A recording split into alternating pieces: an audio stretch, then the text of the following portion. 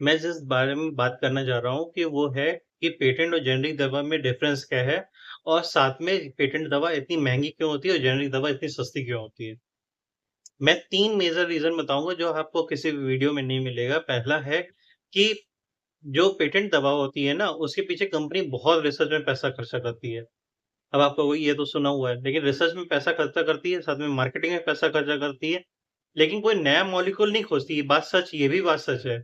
India की जितनी भी कंपनियाँ हैं, वो रिसर्च मॉलिक्यूल ज़रूर खर्चा कर सर्च करती हैं, डॉक्टरों को पैसा भी देती हैं, ये भी बात सच है। मेडिकल स्टोर्स को स्कीम, डॉक्टर को पैसा, कई चीज़ों पे खर्चा करती हैं और उसके पीछे बहुत एफर्ट लगता है। जो आज आप पैरासिटामॉल, सिप्लॉक्स अपने आप माँग रहे हो ना, जो मेडिकल स्टोर वाले जेनरिक उसकी दे रहे हैं, तो ये मार्केट में मतलब कि अपने आप जो पहुँची नहीं है, डॉक्टर से लिखवाई गई है, तो आज आपको रट गई है, तब आप लेते हो। आप एमॉक्सिसिलिन अपने आप ले लेते हो, आप जो पैरासिटामॉल अपने आप ले लेते हो। आप ही अपने आप डेक्सोरेंस सिरप और हेप्टाग्लोबिन ले लेते हो। तो उसके पीछे मार्केटिंग है, बहुत दिन की मार्केटिंग है। उस मार्केटिंग को करने के लिए पेटेंट कंपनियों को बहुत ज़्यादा पैसा खर्चा करना पड़ा है, जिसका आज भी उतना बेनिफिट नहीं निकाल पा रही होंगी जितना उन्होंने खर्चा किया है। एक जो पेटेंट कंपनी होती है ना, उसको बनाने में उसको उसके पीछे पैसा खर्चा करने के लिए बहुत पैसा खर्च आप आइडिया नहीं लगा सकते। आप सोचते हो कि पेटेंट कंपनियाँ ऐसा क्या करती हैं? जो जेनेरिक कंपनियाँ तो अभी सेम दवा दे ही रही हैं ना।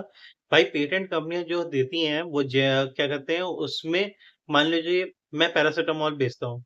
मान लीजिए मैं वैसे बेचता हूँ पैरासिटामॉल।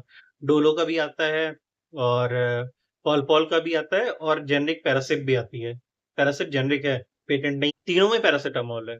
लेकिन तीनों में दिक्कत ये है कि एक स्ट्रॉबेरी फ्लेवर में है, एक रास्पबेरी फ्लेवर में है, एक नॉर्मल फ्लेवर में है। जो पैरासिप है, जो जनौषधि वाला है और एक और जनौषधि वाला भी आता है, वो एकदम नॉर्मल कोई फ्लेवर नहीं है।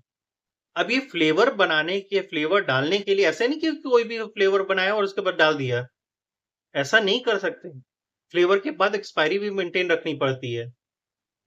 फ्लेवर के अगर बनाया है तो उसकी पोटेंशियलिटी भी डाउन नहीं होनी चाहिए। मतलब कि ईच 5 एमएल में उतनी ही 250 एमजी ही पैरासिटामॉल जानी चाहिए। लिखा रहता है ना 5 ML each 5 ML to 250 MG. Each 5 ML 250 MG के पीछे रीज़न ये है कि 250 एमएल ही जाना चाहिए। 250 एमजी ही जाना चाहिए। तो पेटेंट कंपनी को ये खर्चा करना पड़ता है। साथ में एक चीज़ और खर्चे करनी पड़ती है, वो है जो हमें नहीं दिखती। कंपनियों में ड्रग लाइसेंस के लिए परेशान किया जाता है, डीआई परेशान करता है हर समय।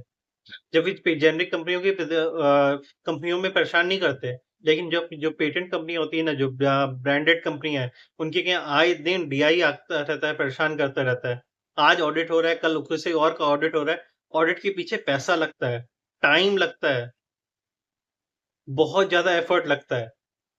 और उस ऑडिट का क्या पैसा का नहीं निकलता है, हर आदमी से पैसा निकलेगा भाई। जहाँ से पैसा लीक होता है तो उसके बाद पैसा रिकवरी ज़रूर करती है। कंपनी फ्री में नहीं चल रही है।